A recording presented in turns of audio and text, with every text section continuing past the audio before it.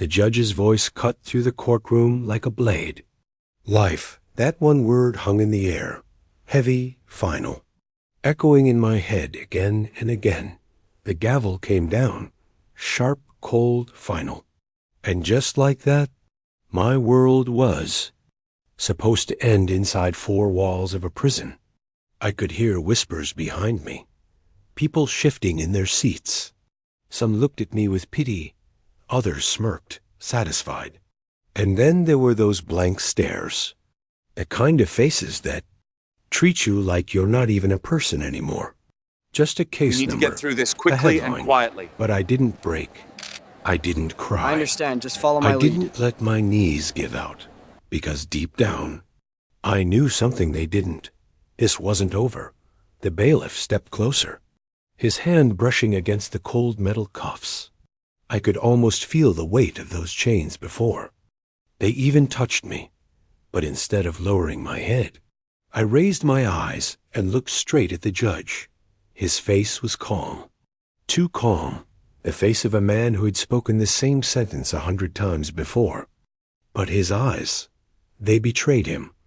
They flickered, they shifted, and in those quick glances, I could see it, doubt, fear, something he didn't want anyone else to notice, for a moment.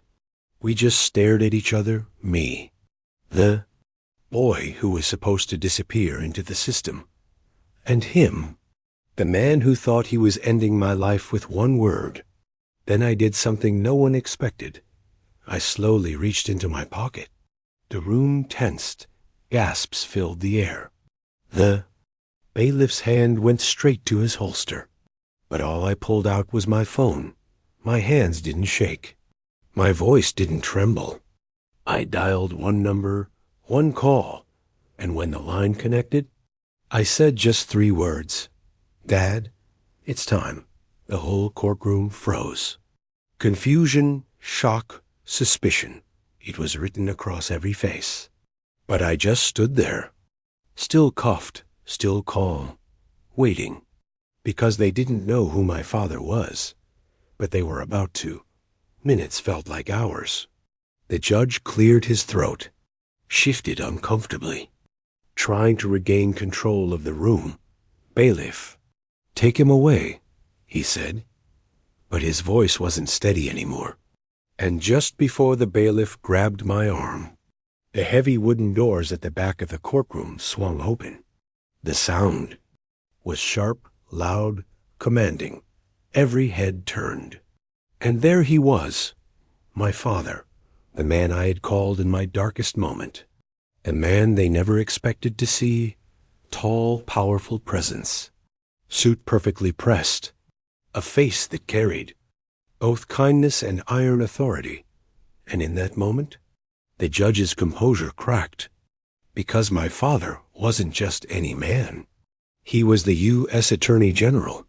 The silence in the courtroom was so deep you could hear the echo of each step he took as he walked forward, slow, steady, like a storm building in the distance. The bailiff froze. The jury shifted. Even the prosecutor looked like his heart had stopped beating. And me, I couldn't help but smile just a little, not out of arrogance, not out of pride, but because I knew justice had finally walked into that room. My father didn't say a word at first.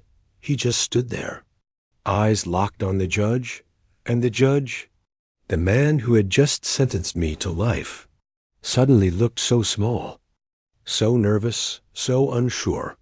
The silence stretched on until finally, my father spoke, "Vacate the sentence."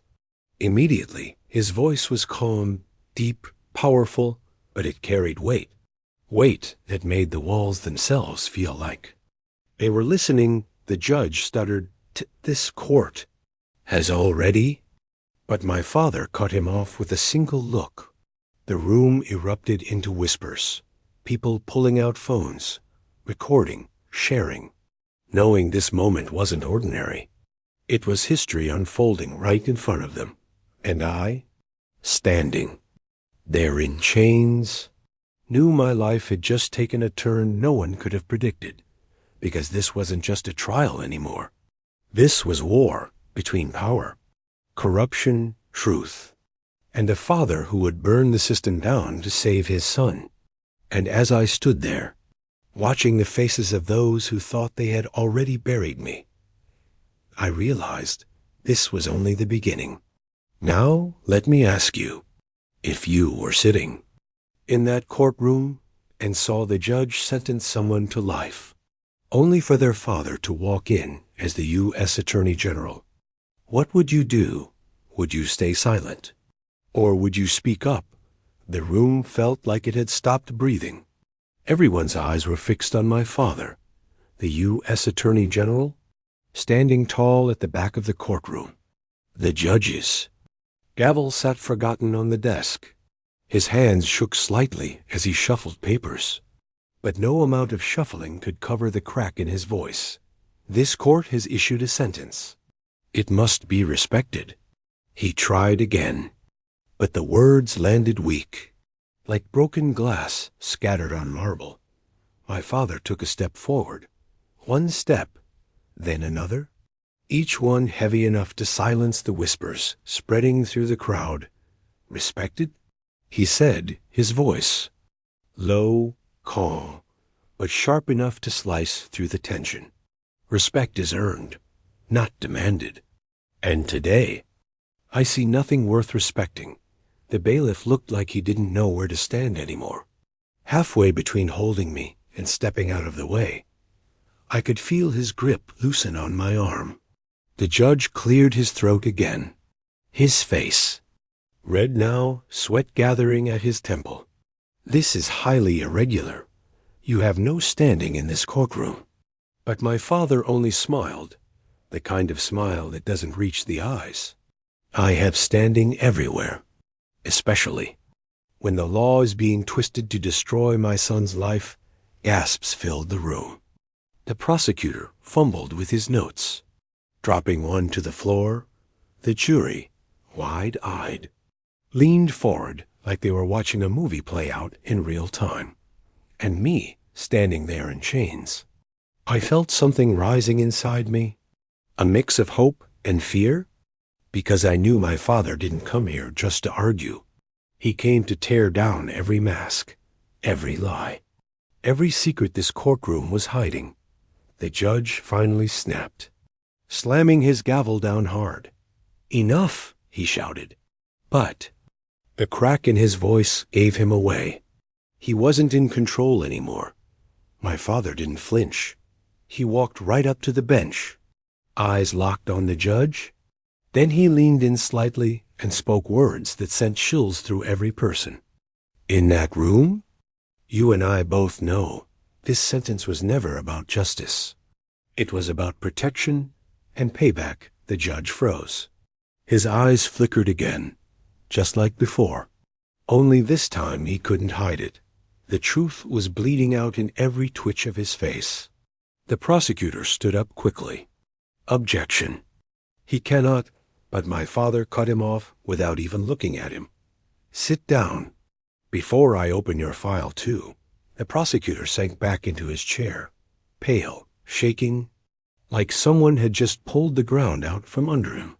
And in that moment, the room began to shift. The air changed. People in the gallery leaned forward even closer, phones up, recording every word. And I realized this wasn't just about me anymore. My father was exposing something bigger, something that went beyond my case. He turned to the courtroom, his voice carrying across the wood and silence. My son was framed, sentenced to life, not because of what he did, but because of who he threatened to uncover. Murmurs filled the air, louder now. The judge tried to bang the gavel again, but no one was listening. The power was gone from his hand, stripped away by every word my father spoke. And then, my father said something that made my heart pound, harder than it ever had before. "You wanted to bury my son," because he stumbled on the one secret that could bring this entire house of cards crashing down.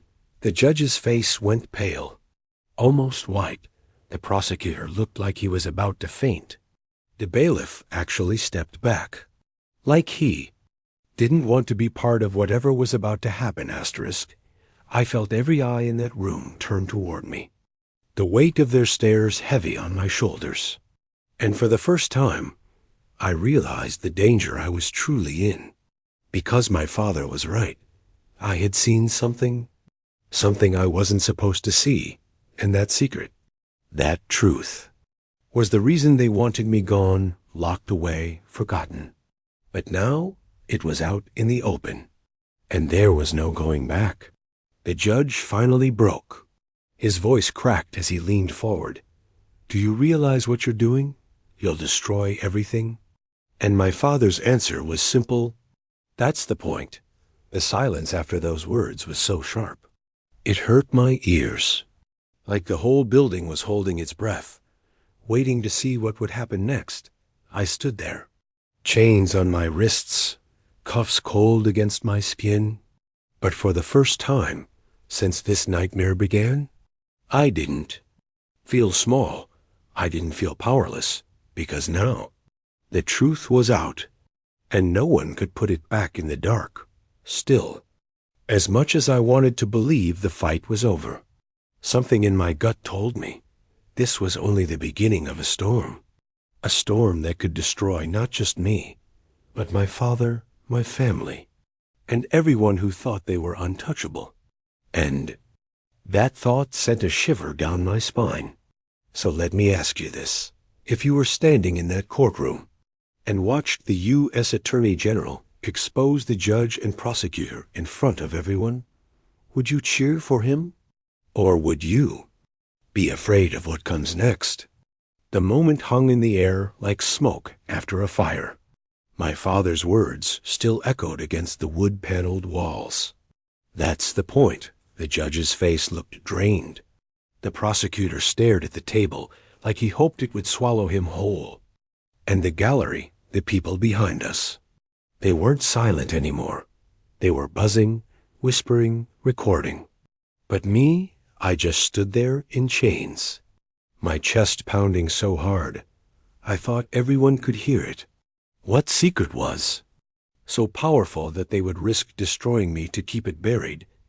The judge leaned back in his chair, his eyes darting to the side, toward a man I hadn't noticed before. He wasn't dressed like the others. No suit, no robe, number, tie, just a simple gray jacket, and eyes that scanned the room like he was taking notes on everyone's soul. And then it clicked. This wasn't just a trial anymore. This was surveillance. Someone was here to watch, to make sure the right outcome happened, no matter what. My father noticed too. He turned his head slightly, his voice calm but sharp.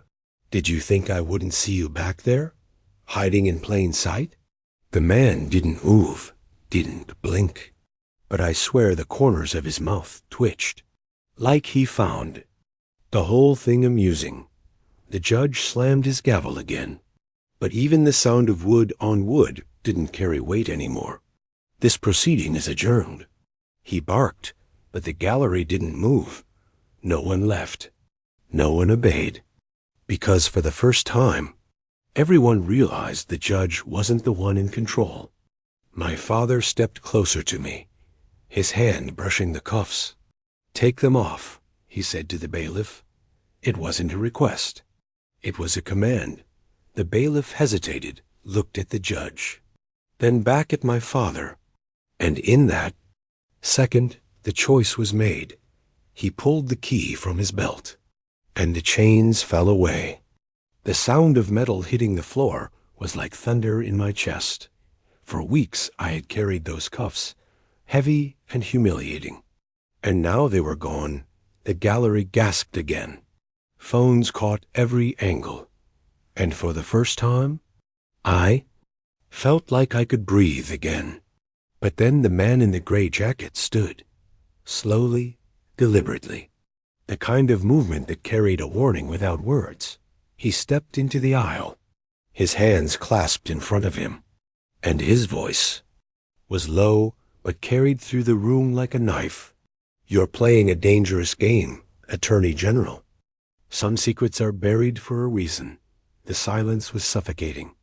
Every eye darted between him and my father. And me. I felt that sinking chill again, because I realized this wasn't just about the judge or prosecutor anymore. This was about something bigger, something darker, something that stretched far beyond this courtroom. My father didn't flinch. He met the man's gaze head on. And yet, here you are, watching, protecting, making sure no one speaks the truth. The man gave the smallest smile, but his eyes stayed cold. You have no idea how deep this goes. I wanted to speak, to ask what they were talking about, to demand answers, but the words caught in my throat, because in my heart, I knew whatever truth they were circling around, it wasn't just dangerous. It was deadly. The judge slammed the gavel again, his voice cracking. This is over. Guards, clear the room. But no one moved, not the gallery, not the bailiff, not even the jury. They wanted to see how this ended, just like me. My father turned to me, his hand firm on my shoulder. Listen carefully, he whispered. What you saw, what you know, do not say it out loud. Not yet, not here. My skin prickled with fear and confusion. Why couldn't I speak it? Why did even my father, the U.S. Attorney General, look like he was holding back? The man in the gray jacket took another step forward, and his words cut through the room like ice. You think you can win this, but every step you take only pulls you deeper. You'll drown before you even see the bottom for the first time. I saw something flicker in my father's eyes. Not fear exactly, but recognition. Like he knew exactly who this man was, and exactly what he was capable of. The gallery fell into whispers again. Questions bounced through the air. Who was he? Why was he here? What was being hidden? And me, standing there free of my cuffs, staring at the man who seemed to hold the answers to everything. I realized one thing. The fight wasn't about clearing my name anymore. It was about survival. The walls of that courtroom felt smaller, tighter, like the truth itself was pressing down on us all. And in that moment, with every phone recording, every eye watching, and every secret dangling just out of reach, I asked myself, how far was I willing to go to uncover the truth that could save me or destroy us all? So tell me this, if you were in my place, would you demand the secret now, no matter the danger? Or would you stay silent until you knew who you could trust? The air in the courtroom felt heavy, like the walls themselves were listening. The man in the gray jacket didn't blink, didn't shift, just stood there in the aisle like he owned the ground beneath him. My father stood across from him, steady but tight, like a man facing down a storm he thought he had outrun years ago. And me, I stood in between, cuffs gone but not free. A pawn in a game I didn't understand. The judge tried again, his gavel striking hard, but the sound fell flat, ignored, forgotten. Authority meant nothing in that moment, because everyone knew real power wasn't behind the bench. It was between these two men. A man's voice cut through the silence, smooth, calm, but laced with poison. You really want to expose this in front of him? My father's jaw tightened. Maybe it's time they saw what justice really looks like. The gallery gasped, a ripple of whispers bouncing off the walls. Phones lifted higher, recording every second. Because this wasn't a trial anymore, it was a showdown. A man stepped closer, the gray of his jacket almost blending into the shadows. Careful, he said softly. Truth has teeth, and it bites everyone who tries to hold it. His words made my stomach twist. I wanted to scream at them both, demand answers. But my voice stayed locked in my chest, because the way they spoke, the way they danced around the words, it felt like saying the truth out loud might bring the whole building down. Then my father did something that chilled me more than anything else. He smiled, but it wasn't a warm smile. It was sharp, defiant, like a man daring death to strike first. And in that smile, I saw something I'd never seen before. Not just power, but certainty, like he had been waiting for. This confrontation all along, he leaned closer to me, his voice low enough only I could hear.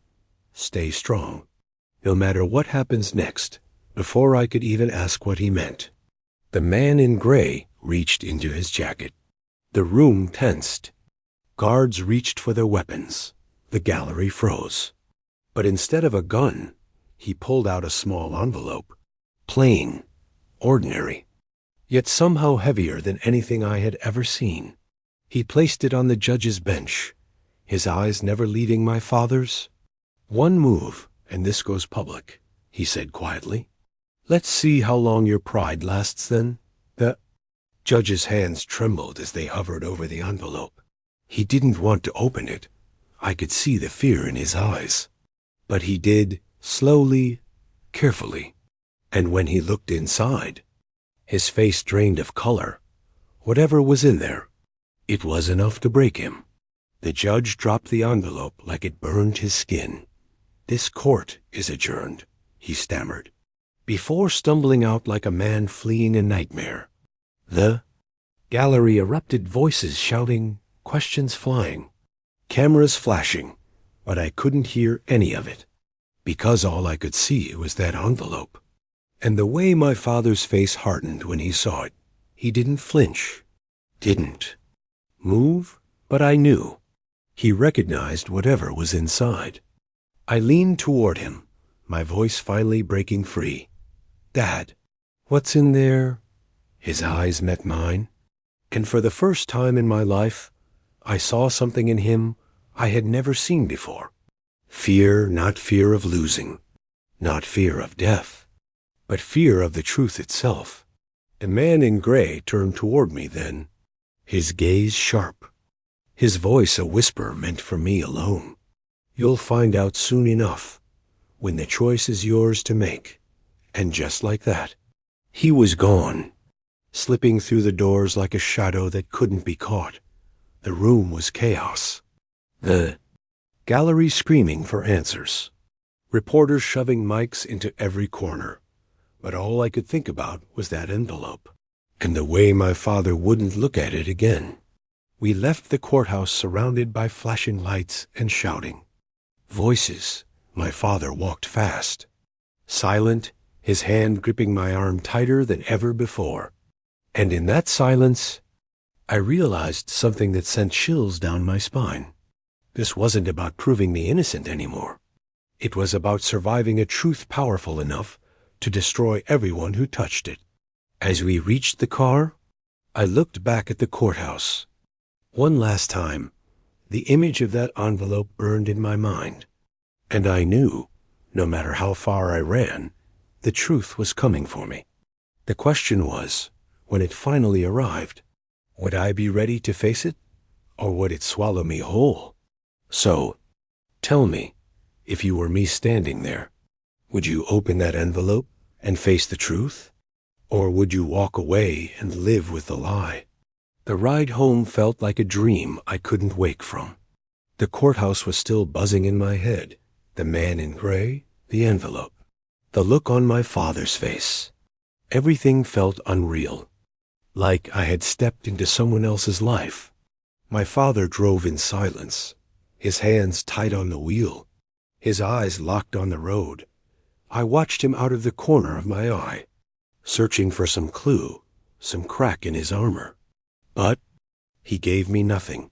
Finally, I couldn't take it anymore. "Dad, what was in that envelope?" His jaw tightened, but his eyes never left the road. "Some things," he said quietly, "are better left unopened." That answer chilled me more than anything else. Because if my father, the U.S. Attorney General, A man who faced the darkest parts of the justice system every day. Was afraid to say it out loud. Then whatever was in there wasn't just dangerous. It was lethal. We pulled into our driveway. The house that once felt safe now looked like a stage. Like shadows hid behind every window, waiting, watching inside. My father locked every door, drew every curtain. He moved like a man preparing for war. And that terrified me more than chains ever had. "Sit down," he said finally, his voice low and steady. I obeyed, sinking into the couch as he stood over me, his eyes hard, his shoulders heavy. "You need to understand something," he said. "This is bigger than your trial, bigger than me, bigger than anything you've seen. They don't care about guilt or innocence. They care about silence." "Silence about what?" I asked, my voice barely a whisper. For a moment, he looked like he might tell me. His mouth opened. His eyes flicked toward me, and then he stopped. The words died in his throat, swallowed by fear. That was when I realized, whatever truth he carried, it wasn't just his burden. It was mine too. A knock on the door shattered the moment. Hard, sharp, deliberate. My father froze. We both knew it wasn't a neighbor. Not at this hour. He moved quickly, motioning for me to stay back as he approached the door. He didn't open it, just spoke through the wood. "This isn't the place." A pause. Then a voice I recognized, smooth, calm, laced with quiet menace. "You can't run from it forever. Not even here." It was him, a man in gray, standing on our porch like he owned the night. My father's hand hovered over the lock, his voice low and sharp. "Leave." A soft laugh echoed from the other side. "You think you can protect him? He's already in it." He was in it the moment you walked into that courtroom. The silence that followed was suffocating. I wanted to scream, to open the door and demand answers. But fear pinned me in place. My father didn't move until the footsteps faded, until the night swallowed him whole. Then he turned back to me, his face pale, his eyes hollow. "They won't stop," he said. "Not until they decide." "This story is finished." I stared at him, my chest tight, my thoughts spinning. "Then tell me what they're hiding." "Please, I deserve to know." He sat across from me, his hands clasped tight. "You deserve the truth," he admitted. "But the truth could kill you before you even understand it." His words hung between us like a blade, and I knew then. I couldn't wait for him to hand me the answers. I had to find them myself. That night, I barely slept. Every creak of the house felt like footsteps. Every shadow felt like it was reaching for me, and through it all, one thought burned in my mind, the envelope. What was inside that piece of paper that could break a judge, silence my father, and put me in chains? By morning, I had made my choice. If my father wouldn't tell me, I'd uncover it myself. But as I lay there, staring at the ceiling, I couldn't escape the question that haunted me most. What if the truth wasn't my salvation, but my destruction? So tell me, if you were in my shoes, would you dig for answers no matter the risk? Or would you let the secret stay, buried in the dark? The morning felt heavy, like the air itself was warning me not to move, not to breathe, not to choose the path I was about to take. But fear wasn't enough to stop me anymore. If they wanted me silenced, if they wanted me afraid, then the only weapon I had left was the truth. I waited until my father left for his office, his suit sharp, his tie tight, his expression carved from stone. He didn't look at me when he walked out the door, and maybe that hurt more than anything else, because it told me he was protecting me with distance. Like if he kept me in the dark long enough, maybe I would survive what he couldn't say out loud. But I wasn't built to sit in silence. Not anymore. The envelope haunted me. I couldn't shake the image of it lying on the judge's bench. Thick, heavy, like it carried the weight of lives inside. So I made my move. I went to his study, a room I almost never entered, because he had made it clear it wasn't for me. The door creaked when I pushed it open. The smell of leather and paper thick in the air. Shelves lined with law books that seemed to watch me as I stepped inside. On the desk, neat stacks of files, folders, reports, everything in perfect order, except one drawer. Locked. Tight, my pulse quickened, because I knew, deep in my bones, that was where it was. The envelope. I searched the desk, the shelves, until my fingers brushed against a small brass key hidden beneath a pile of papers. The lock clicked, the drawer slid open, and there it was. The same envelope, marked only with a seal I didn't recognize. A circle, with a single black line cutting through it. My hands trembled as I picked it up. Every instinct screamed at me not to, but curiosity burned stronger. I tore it open. Inside, photographs, dozens of them. I spread them out on the desk, black and white, grainy, but clear enough to see faces, judges, lawyers, men in suits I recognized from TV, all of them together in rooms they weren't supposed to be in, some with briefcases full of cash, some signing papers in the dark, and then one photo that made my blood freeze. My father, standing with them, his face half-shadowed but unmistakable, shaking hands with the man in gray. I dropped the photo like it burned me, my heart racing, my throat dry. It couldn't be real. It had to be fake, some setup, some trick. But deep down, I knew it wasn't. The sound of a car pulling into the driveway made me snap back. I shoved the photos into the envelope and slammed the drawer shut, locking it just as the front door opened. "Son?" My father's voice called out, steady but cautious. I stepped out of the study, forcing my face calm. "Yeah?" "Just grabbing some water." His eyes lingered on me a moment too long, like he knew. Like he could see the guilt written across my skin. But he said nothing. Just nodded slowly before walking past me into his office. I retreated to my room, my chest pounding. The images burned into my head. My father wasn't just hiding the truth. He was part of it, but why?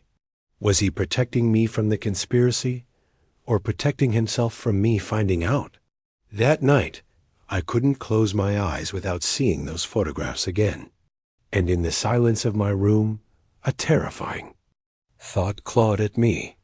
Maybe the man in gray wasn't warning us out of malice. Maybe he was warning me because my father was on the wrong side of the story. I sat there in the dark, torn between love and betrayal, truth and safety. And for the first time in my life, I asked myself a question I never thought I'd have to face. If the man I called father was part of the very machine that tried to destroy me, could I still trust him with my life, or was he the biggest danger of all? So tell me, if you found proof that your own parent was part of a conspiracy that could ruin everything, would you confront them? Or would you hide it and protect the bond, even if it meant living a lie? The truth doesn't whisper. It screams, and once you hear it, you can't unhear it. That night, I couldn't stay silent anymore. The envelope sat in my hands like it was alive. Heavy, pulsing, demanding to be seen, the photographs of men in power, exchanging secrets in shadows, exchanging cash in silence. And there, in the middle of it all, was my father, the man who raised me with rules about honesty, who told me that justice was the foundation of life, now staring back at me in black and white. Standing with the very people who wanted me married, I felt the walls of my room closing in. If I said nothing, I would become part of his Silence if I said everything. I could destroy him. And maybe myself too. The sound of footsteps broke the air, slow, steady, approaching my door. I shoved the envelope under the mattress just as the door creaked open. My father stood there, his face unreadable, his eyes dark pools I couldn't see the bottom of. He didn't speak. Not at first, just looked at me. And for a moment, I swear, I saw guilt flicker across his face. Then he finally spoke. "You looked in the drawer, didn't you?" My chest tightened, my mouth dry, but I nodded slowly. There was no point in lying. Not anymore. He closed the door behind him and stepped into the room. He didn't raise his voice, didn't explode. Instead, he sat on the edge of my bed and let out a breath so heavy it shook me. "I wanted to keep you safe, but now you're inside this. And once you're inside, there's no way out." His words chilled me, like a death sentence whispered in the dark. I pulled the envelope from under the mattress and pushed it toward him. "Tell me the truth, all of it, or I swear I'll burn this house down with the lies still inside." For the first time, he looked afraid of me, and maybe, just maybe, that gave me power. He opened the envelope, pulled out the photographs, and stared at them. His hand shook slightly as he traced one of the images. They call themselves the Circle, judges, lawyers, politicians. They control outcomes before the cases even begin. Justice is a script, written long before the courtroom opens. His voice cracked as he said it. "They brought me in years ago. Said if I didn't join, you'd be the one to pay your future. Your life." It hit me like a knife in the chest. He hadn't joined out of greed. He had joined out of fear for me.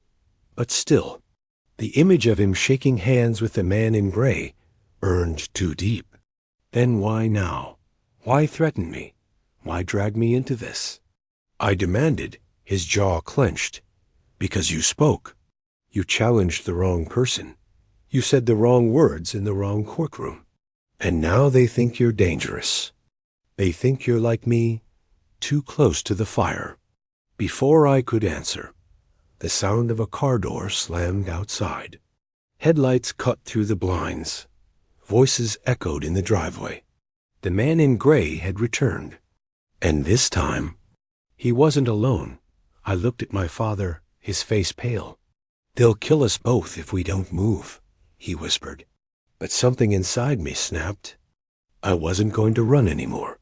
I wasn't going to live in fear. I grabbed the photographs, stuffed them back into the envelope, and stood tall. If they want the truth buried, they'll have to bury me first. The knock at the door thundered through the house. Boom, boom, boom. Not polite, not patient, demanding, final. My father's hand shook as he reached for the knob. He looked back at me, his eyes searching for something: courage, forgiveness. Maybe both. And then, slowly, he opened the door. The man in gray stepped inside, flanked by two others in suits darker than midnight. His smile was thin, sharp, like a blade hidden in silk. "Well, looks like the boy already knows," he said, his eyes sliding to me. "That saves us time." My heart pounded, but I held his gaze. I didn't flinch, didn't bow. For the first time, I felt stronger than my fear. "Justice isn't a game," I said, my voice steady. "And you picked the wrong family to break." The man in gray chuckled softly. But in his eyes, I saw something new, a flicker of uncertainty. A crack in the mask, and in that crack, I saw my chance. Not just to survive, but to bring them down. The night didn't end with answers. It ended with silence, and stares, and the promise of war still to come. But one thing was certain. The fight had finally begun, and this time, I wasn't fighting alone. So tell me, if the People who claimed to protect justice were exposed as the ones destroying it. Would you stay silent out of fear? Or would you risk everything to bring their empire crashing down?